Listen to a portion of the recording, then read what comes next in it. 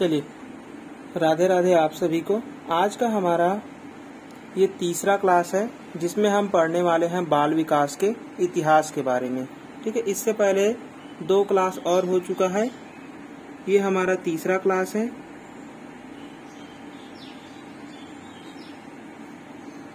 इसमें हम पढ़ने वाले हैं बाल विकास का इतिहास। ठीक है, हिस्टोरी ऑफ चाइल्ड डेवलपमेंट।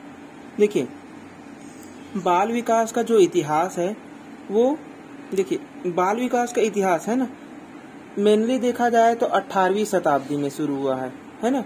लेकिन 17वीं शताब्दी था, उस समय सन 1632 से 28, ये फिक्स नहीं है ना, लेकिन गूगल में देखा जाए तो 1632 बताता है। ठीक है, और जैसे मैंने परचेस करके पढ़ा था उसमें बता रहे थे कि 1628 है।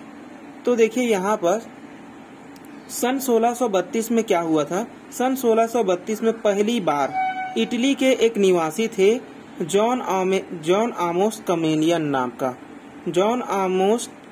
नाम का एक व्यक्ति था, जिसने क्या किया था, शिशु की पाठशाला नामक एक बुक लिखी थी।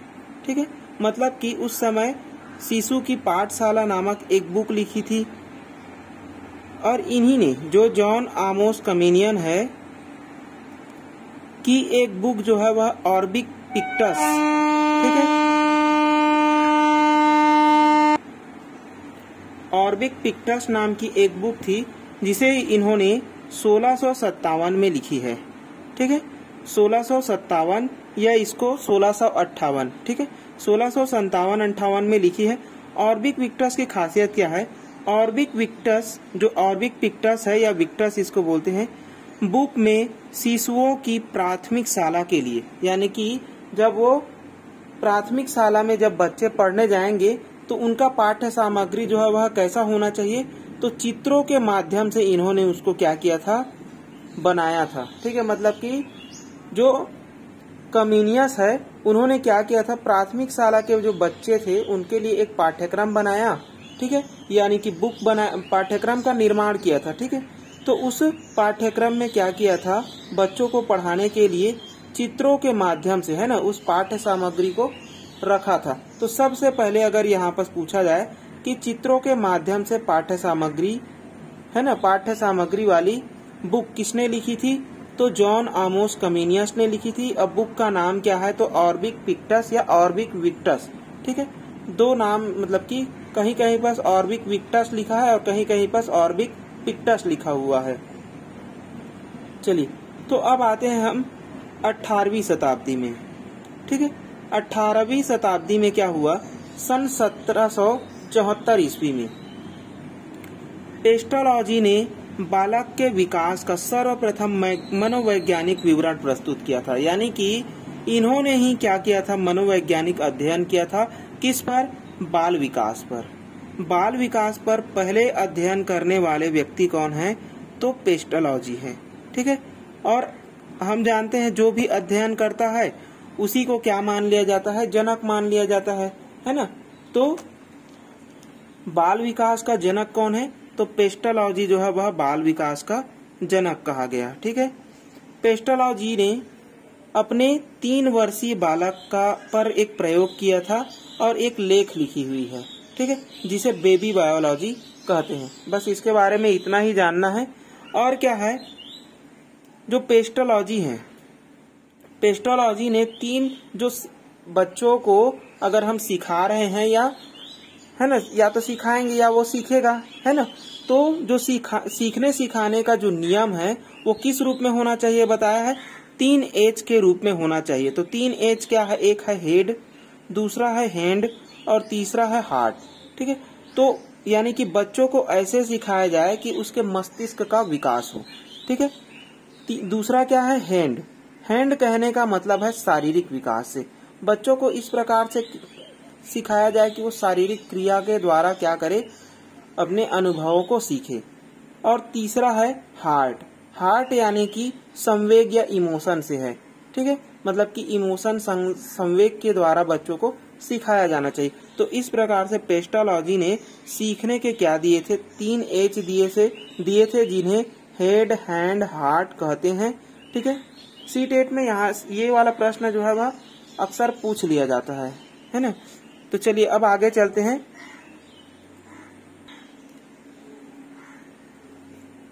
19वीं शताब्दी। 19वीं शताब्दी में 2 सन और एक मनोवैज्ञानिक है, उनको याद रखना बहुत ही जरूरी है। बहुत ही जरूरी कहने का मतलब है बहुत ही जरूरी है ना।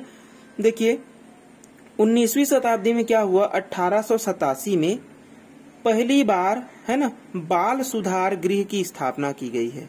ठीक है, तो यानी कि पहली बार बाल सुधार गृह की स्थापना कब की गई थी, तो 1887 में की गई थी। कहाँ की गई थी, तो न्यूयॉर्क है ना, अमेरिका के न्यूयॉर्क में की गई है। दूसरा सन है 1893। 1893 बाल अध्ययन आंदोलन की शुरुआत हुई थी। इसे किसने किया था, तो स्टेनले हॉल ने किया था। ये भी कहाँ के निवासी हैं, अमेरिका, ये भी कहाँ बना था, तो अमेरिका न्यूयॉर्क में बना हुआ है। ठीक है, बाल अध्ययन आंदोलन की शुरुआत किसने की है, तो स्टेनले हॉल ने।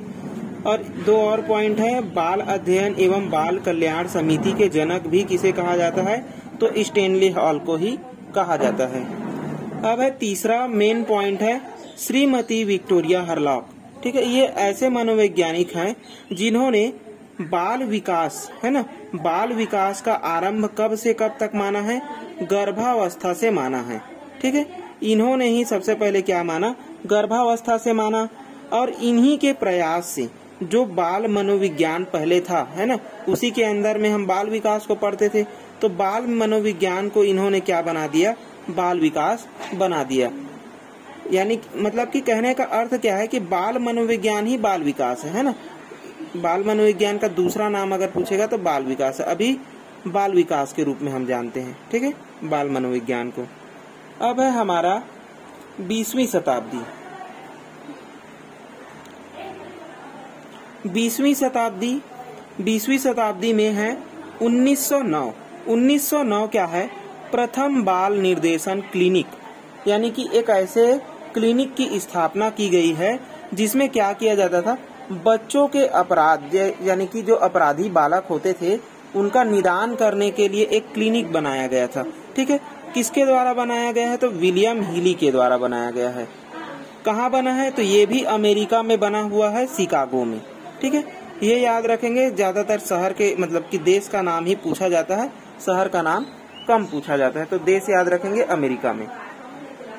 अब है एक और मेन पॉइंट जो कि ज्यादातर शिक्षक भर्ती में ही पूछा जाता है, 1930। 1930 भारत में बाल विकास के अध्ययन की शुरुआत हुई है।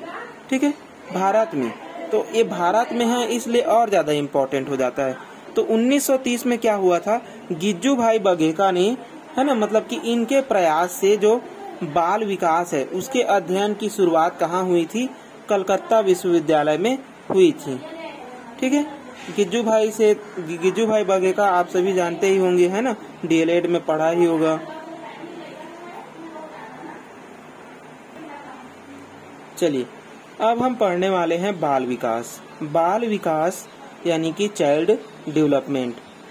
देखिए अर्थ क्या है बाल विकास कहने का मतलब क्या है, बाल विकास होता क्या है, तो बाल विकास वह है जिसमें बच्चे के जन्म पूर्व से है ना, यानी कि जब वह भ्रूणावस्था में है या प्रसव पूर्व अवस्था में है, तो वहां से लेकर के किशोरावस्था तक होने वाले जो शारीरिक, मानसिक, सामाजिक और भावनात्मक परिवर्तन का जो अध्ययन है उसी को क्या कहा जाता है, बाल विकास कहा जाता है। ठीक है, बाल विकास क्या है, यह सतत चलने वाली प्रक्रिया है। सतत कहने का मतलब है ये चलते ही रहता है ना। दूसरा है यह क्रमबद्ध प्रक्रिया है। क्रमबद्ध कहने का मतलब है सबसे पहले किसका विकास होगा, तो उस बच्चे के छोटे रूप का, फिर शैशवावस्था का, फिर बाल्यावस्था का, फिर किशोरावस्था का, है ना। तो इस प्रकार यह क्या है, एक क्रमबद्ध प्रक्रिया है। ठीक है, अब देखते हैं बाल विकास की परिभाषाएं जो कि अलग अलग मनोवैज्ञानिकों ने अलग अलग प्रकार से परिभाषित किया हुआ है। तो सबसे पहले आते हैं बर्क। ठीक है, बर्क के अनुसार क्या है, बाल विकास मनोविज्ञान की वह शाखा है। ठीक है, सबसे मेन पॉइंट क्या है, बाल विकास मनोविज्ञान की वह शाखा है जिसमें व्यक्ति की जन्म पूर्व अवस्था से परिपक्वता अवस्था तक होने वाले सभी परिवर्तनों को स्पष्ट किया जाता है। यानी कि बर्क क्या कह रहे हैं कि बालक का ऐसा अध्ययन किया जाए जो उसके जन्म पूर्व अवस्था से लेकर के कहाँ तक चले, परिपक्वावस्था तक चले। ठीक है, तो ये है बर्क का कहना। दूसरे मनोवैज्ञानिक है क्रो एंड क्रो।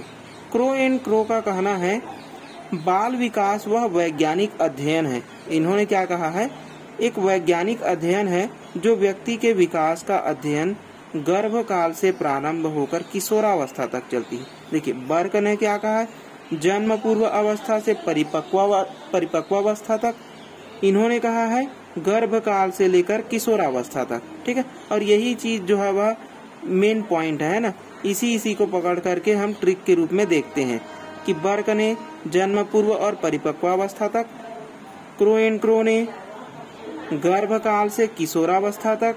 ठीक है, अब तीसरे मनोवैज्ञानिक है जेम्स ड्रेवर। इसका जो कथन है वो बार बार पूछा जाता है ना, तो जेम्स ड्रेवर को याद रखेंगे, बाल मनोविज्ञान की वह शाखा है जिसमें जन्म से, देखिए ये इन्होंने क्या कहा है, जन्म से है ना परिपक्वावस्था तक विकसित हो रहे मानव विकास का अध्ययन किया जाता है। जन्म से बोला जा रहा है ना, जन्म से माने कि जन्म लेगा तब। ठीक है, लेकिन ये सभी क्या कह रहे हैं, गर्भकाल से बात कर रहे हैं। ये बात कर देते हैं जन्म के बाद यानी कि जन्म से ही बोला जा रहा है ना, तो जन्म से परिपक्वावस्था तक विकसित हो रहे मानव विकास का अध्ययन को इन्होंने क्या माना है, बाल विकास माना है जेम्स ड्रेवर ने। चलिए, तो ये थे हमारे 3 महत्वपूर्ण मनोवैज्ञानिक जिन्होंने अलग अलग प्रकार से बाल विकास को क्या किया है, परिभाषित किया हुआ है। अब आगे चलते हैं हम। देखिए विकास क्या है, विकास यानी कि उसके सभी पक्ष, यानी कि जो बच्चा है या व्यक्ति है उसके सभी पक्षों का अध्ययन करना, यानी कि सभी पक्ष शामिल होते हैं, उसी को हम क्या कह रहे हैं, विकास कह रहे हैं। विकास दो तरह के परिवर्तनों का योग है, एक तो मात्रात्मक और दूसरा है गुणात्मक परिवर्तन। ठीक है, इसमें मात्रात्मक परिवर्तन भी होता है और गुणात्मक परिवर्तन भी होता है। अब मात्रात्मक क्या है, मात्रात्मक कहने का मतलब है उसके बनावट से, शरीर की लंबाई से, शरीर के वजन से, है ना, उसके आकार से। जैसे कि बच्चा जो है वह जन्म लेता है, भ्रूण रहता है, फिर जैसे जैसे बढ़ते जाता है उसके हाथ पैर, है ना, वजन लंबाई सभी जो है वह धीरे धीरे विकसित होता जाता है। ठीक है, तो ये हो गया उसका मात्रात्मक परिवर्तन। इसको और किस किस नाम से जाना जाता है, संख्यात्मक, चरात्मक, परिमाणात्मक, शारीरिक पक्ष। ठीक है, ये सभी इसके उपनाम हैं।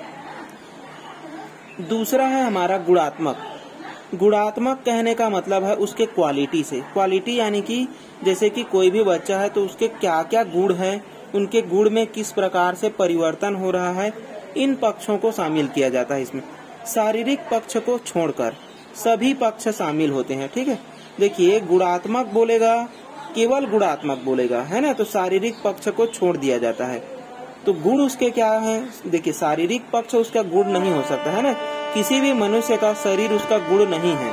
ठीक है, गुण क्या है, उसकी मानसिक क्षमताएं हैं, संवेग क्षमताएं हैं, सामाजिक है, नैतिक है ना, यानी कि समाज में वो कैसा व्यवहार कर रहा है, नैतिकता दिखा रहा है, अनैतिकता दिखा रहा है, ये सभी क्या है उसके गुण है। लेकिन शरीर उसके गुण में नहीं आता है। ठीक है, चलिए अब है आगे हमारा विकास हो गया। अब हम देखते हैं वृद्धि। देखिए अभिवृद्धि या वृद्धि, जिसे हम इंग्लिश में ग्रोथ कहते हैं। देखिए अभिवृद्धि क्या है, अभिवृद्धि एक जैविक प्रक्रिया है जिसमें शरीर के आकार, ऊंचाई, वजन, अंगों एवं कोशिकाओं में मात्रात्मक वृद्धि होती है। ठीक है, यानी कि जो बच्चा है वो जन्म में छोटा रहता है, उसके शरीर में क्या होता है, जन्म से लेकर के मतलब कि वृद्धावस्था तक क्या होता है, परिवर्तन होते रहता है ना। तो शारीरिक परिवर्तन ही क्या है, उसका अभिवृद्धि है। शारीरिक परिवर्तन में सभी आ जाएंगे, उसके शरीर के आकार, ऊंचाई, वजन, है ना। चलिए अगला है, श्रीमती विक्टोरिया हरलॉक ने यहीं पर एक कथन कहा है, श्रीमती विक्टोरिया हरलॉक, इन्होंने कहा है विकास के बारे में, विकास केवल अभिवृद्धि तक सीमित नहीं है, यह तो परिपक्वता की दिशा में होने वाला परिवर्तन का प्रगतिशील क्रम है। ठीक है, यानी कि ये कह रहे हैं कि कोई भी बालक का विकास जो है वह केवल शारीरिक परिवर्तन नहीं हो सकता है ना, उसके समस्त परिवर्तन को ही हम क्या कहेंगे, उसका विकास कहेंगे, जिससे बालक में नई नई विशेषताएं, योग्यताएं प्रकट होती है। सही बात है ना, कि विकास को हम किस दर्जे से देख रहे हैं। विकास एक बहुत ही बड़ा प्रक्रिया है ना, जटिल प्रक्रिया कह सकते हैं। तो विकास अगर जटिल प्रक्रिया है तो केवल शारीरिक तो हो नहीं सकता है ना, उसके सभी पक्ष होंगे, मानसिक होंगे, संवेगात्मक होंगे, सामाजिक होंगे, नैतिक होंगे, भावात्मक होंगे, आध्यात्मिक होंगे। तो ये सभी क्या है, उसके पक्ष शामिल रहेंगे, उसी को हम क्या कहेंगे, विकास कहेंगे। किसके अनुसार, श्रीमती विक्टोरिया हरलॉक के अनुसार, मेरे अनुसार नहीं, है ना। चलिए अब है हमारा अभिवृद्धि एवं विकास में अंतर। देखिए यहाँ से प्रश्न जो है वह कम से कम एक प्रश्न हर एग्जाम में, है ना, सभी टीचर एग्जाम में यहाँ से एक प्रश्न पूछ लिया जाता है। ठीक है, देखिए अभिवृद्धि जिसे हम क्या कहते हैं, ग्रोथ कहते हैं। ग्रोथ यानी कि शारीरिक पक्ष से शामिल है और विकास जो है वह बालक के सभी पक्ष से शामिल है। ठीक है, इसमें शारीरिक और उसके गुण यानी कि शारीरिक पक्ष से लेकर के सभी शामिल हो सकते हैं। तो जो अभिवृद्धि है वो क्या है, संकुचित है। संकुचित कहने का मतलब है छोटा पक्ष है। ठीक है, और विकास क्या है, बड़ा पक्ष है, व्यापक पक्ष है। ठीक है, अभिवृद्धि क्या है, एक पक्षी होता है, यानी कि इसमें अभिवृद्धि में हम केवल बालक के शारीरिक परिवर्तन का अध्ययन करते हैं, जबकि विकास जो है वह बहुपक्षी होता है। इसमें हम बालक के शारीरिक, मानसिक, सामाजिक, नैतिक यानी कि उन सभी पक्षों का अध्ययन करते हैं जो उसके विकास से संबंधित है। तीसरा पॉइंट क्या है, अभिवृद्धि एक समय बाद रुक जाती है। ठीक है, अभिवृद्धि क्या है, एक समय बाद रुक जाती है, लेकिन विकास जो है वह जीवन पर्यंत चलने वाली प्रक्रिया है। ठीक है, देखिए अभिवृद्धि का मापन संभव है। अभिवृद्धि का मापन संभव, जैसे हम वजन है, लंबाई है, ऊंचाई है, इन सबको माप सकते हैं, लेकिन विकास का मापन जो है वह संभव नहीं। कुछ हद तक हम विकास का अनुमान लगा सकते हैं कि यह बच्चा जो है वह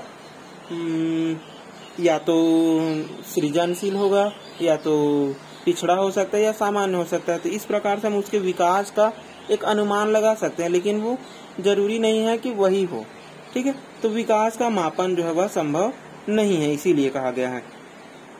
चलिए पांचवा पॉइंट क्या है, अभिवृद्धि जो है वह मात्रात्मक है। इसको हमने देख लिया। मात्रात्मक कहने का मतलब क्या है, वजन, लंबाई, है ना, उसके आकार, ये सभी क्या है, उसके मात्रा है।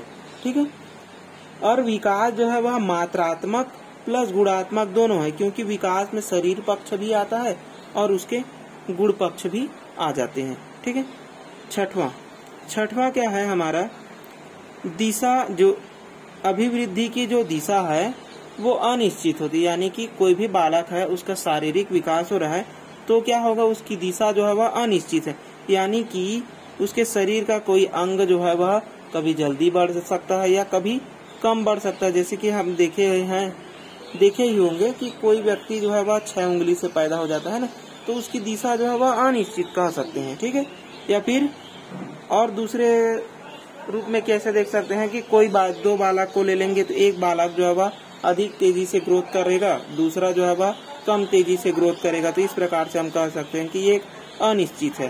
ठीक है, और विकास की जो दिशा है वो क्या होती है, निश्चित होती है। विकास हम कैसे देखते हैं, भ्रूणावस्था, फिर शैशवावस्था, फिर बाल्यावस्था, फिर किशोरावस्था।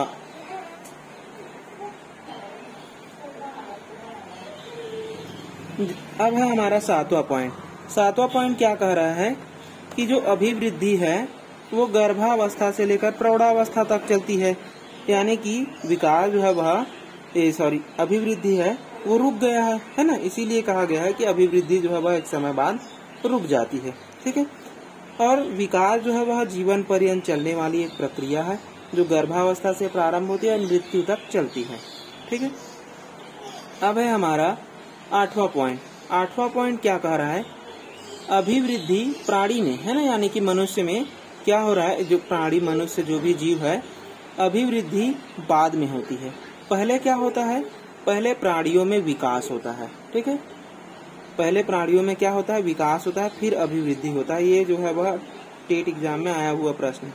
अब है हमारा 9वां पॉइंट। 9वां पॉइंट क्या है, अभिवृद्धि में होने वाला परिवर्तन रचनात्मक होता है। रचनात्मक कहने का मतलब है शरीर की रचना होती है ना, तो इसीलिए इसको क्या कहा गया है, रचनात्मक कहा गया है। जो विकास है, विकास में होने वाला परिवर्तन जो है वह रचनात्मक भी है और विनाशात्मक भी है। यानी कि बच्चा जो है वह किसी चीज को सीख भी सकता है और किसी चीज को यानी कि सीखे हुए को भूल भी सकता है ना। तो भूल गया तो क्या हो गया, उसका विनाश हो गया। जैसे कि हम किसी चीज को याद कर रहे हैं या सीखने गए हैं गणित को, ठीक है, गणित को सीख लिए तो मतलब गणित की रचना हमने सीख ली, फिर 6 महीने बाद हमने कुछ नहीं किया, घर में बैठे रहे, नहीं पढ़े, गणित को भूल गए, तो क्या हो गया, उसका विनाश भी हो गया, ठीक है। तो विकास जो है वह क्या है, रचनात्मक और विनाशात्मक दोनों है, ठीक है। चलिए अगला क्या है हमारा 10वां पॉइंट। 10वां पॉइंट कह रहा है अभिवृद्धि वृद्धावस्था की ओर जाती है। जो अभिवृद्धि है यानी कि जो शारीरिक पक्ष है हमारा क्या होता है, यानी कि बच्चे से लेकर है ना, शिशु से लेकर के क्या हो जाता है, वृद्धावस्था की ओर जाता है। लेकिन विकास क्या है, परिपक्वता अवस्था की ओर जाती है। परिपक्वता अवस्था कहने का मतलब क्या है, विकास जो है वह हम पहले क्या है, अनजान रहते हैं, फिर सीखते जाते हैं, सीखते जाते हैं, सीखते जाते हैं ना, यानी कि अनुभव जो है वह हमें मिलता ही जाता है। इसलिए कहा गया विकास जो है वह परिपक्वता अवस्था की ओर जाती है। अगला है हमारा 11वां पॉइंट। अभिवृद्धि क्या है, कोशिकी वृद्धि है, यानी कि कोशिका का विकास होता है तभी हमारा क्या होता है, शारीरिक विकास होता है। तो यह क्या है, कोशिकी वृद्धि है, अभिवृद्धि, ठीक है। विकास क्या है, विकास परिपक्वता की ओर व्यवस्थित परिवर्तन की श्रृंखला है। यानी कि परिवर्तन की श्रृंखला कहने का मतलब है एक श्रृंखला के रूप में चलती हुई चली जाती है ना। अगला है हमारा 12वां पॉइंट। अभिवृद्धि साधारण प्रक्रिया है। अभिवृद्धि क्या है, साधारण प्रक्रिया। इसमें हम क्या देखते हैं, केवल एक पक्ष को देख रहे हैं, केवल शारीरिक परिवर्तन को देख रहे हैं, तो यह हमारे लिए क्या है, साधारण प्रक्रिया है। लेकिन विकास क्या है, जटिल प्रक्रिया है। क्यों, क्योंकि इसमें हम शारीरिक, मानसिक, संवेगात्मक है ना, उन सभी पक्षों को देखते हैं जो विकास के संदर्भ में शामिल है, ठीक। तो ये था हमारा अभिवृद्धि एवं विकास में अंतर। चलिए अब है हमारा बाल विकास का पक्ष। बाल विकास का पक्ष कहने का मतलब वही है बाल विकास के क्षेत्र से, यानी कि बाल विकास में हम किन किन पक्षों का या किन किन क्षेत्रों का हम अध्ययन करते हैं उससे शामिल है। हालांकि यहाँ पर तो मेन जो है वह 5 ही पॉइंट लिखा है, लेकिन और भी पक्ष होते हैं जिसका हम अध्ययन करते हैं, ठीक है। लेकिन ये क्या है, मूल रूप से है ना। अगर बाल विकास का मूल पक्ष देखा जाए तो 3 ही होता है ना। 3 कहने का मतलब क्या है, जो शारीरिक पक्ष 1 हो गया, है ना, मानसिक और संवेग जो है वह 1 पक्ष हो जाते हैं, सामाजिक के अंदर में ही नैतिक पक्ष आ जाते हैं। इसलिए जो बाल विकास का क्षेत्र है, अभी तो हम इन 5 क्षेत्रों के बारे में ही पढ़ेंगे, है ना, कि बाल विकास के शारीरिक पक्ष यानी कि बच्चा जो है वह उसके शरीर जो है वह किस प्रकार से वृद्धि होती है। दूसरा हम देखेंगे मानसिक पक्ष को, उसका मानसिक विकास किस प्रकार से होता है। तीसरा है हमारा संवेगात्मक पक्ष, उसके संवेग जो है वह किस प्रकार से विकसित होते हैं, इसको हम एक एक करके देखेंगे, ठीक है। चलिए अगला है हमारा बाल विकास की प्रक्रिया। बाल विकास की प्रक्रिया। अब बाल विकास की प्रक्रिया क्या है, पहला पॉइंट है, यह जो है वह जीवन पर्यंत चलने वाली प्रक्रिया है, यानी कि यह निरंतर चलती रहती है, ठीक है। दूसरा है विकास सामान्य से विशिष्ट की ओर जाती है। पहले बच्चा जो है वह सामान्य रूप में रहता है और सीखते सीखते क्या हो जाता है, विशिष्टता की ओर पहुंचने लगता है। तीसरा क्या है, तीसरा है हमारा मानसिक रूप से मूर्त वस्तुओं को पहले देखकर सीखता है बालक, फिर अमूर्त की ओर वह अग्रसर होते जाता है। चौथा पॉइंट क्या है, विकास में अनुवांशिक तथा वातावरण दोनों का प्रभाव होता है, ठीक है। लेकिन यहाँ पर एक पॉइंट लिखा हुआ है प्रसव पूर्ण यानी कि जब बच्चा गर्भ में है तो केवल अनुवांशिक प्रभाव रहता है उनमें। ठीक है, अगला 5वां पॉइंट हमारा क्या कह रहा है, विकास की प्रक्रिया पूर्वानुमेय होती है। यानी कि हम विकास को, किसी भी बालक के विकास को कुछ हद तक अनुमान लगा सकते हैं, लेकिन वह अनुमान सही भी हो सकता है और गलत भी हो सकता है। ठीक है, अगला है 6वां पॉइंट, विकास का क्रम भिन्नात्मक होता है। भिन्नात्मक कहने का मतलब है अगर दो बालक ले लिया जाए, दोनों के विकास को देखा जाए तो समान रूप से विकसित नहीं होंगे, है ना। दोनों अलग अलग, किसी का शारीरिक विकास जल्दी हो सकता है तो किसी का शारीरिक विकास धीमा हो सकता है ना। कोई मानसिक रूप से तेज हो सकता है, कोई मानसिक रूप से कमजोर भी हो सकता है या सामान्य हो सकता है। ठीक है, तो इस प्रकार से जो विकास का क्रम है वो क्या होता है, भिन्नात्मक होता है। ठीक है, तो ये थे हमारे बाल विकास के इतिहास, बाल विकास में विकास और अभिवृद्धि। ठीक है, विकास और अभिवृद्धि में अंतर, बाल विकास के पक्ष, बाल विकास का शारीरिक, है ना, बाल विकास की प्रक्रिया देख ली हमने। अब हम आगे देखने वाले हैं बाल विकास की अवस्थाएं, यानी कि अवस्था के अनुसार जो बालक है उनका शारीरिक मानसिक विकास जो है वह किस प्रकार से और कितना कितना होता है ना, उसको देखेंगे। तो ये था हमारा आज का क्लास। अच्छा लगे तो लाइक, शेयर एंड सब्सक्राइब जरूर करें।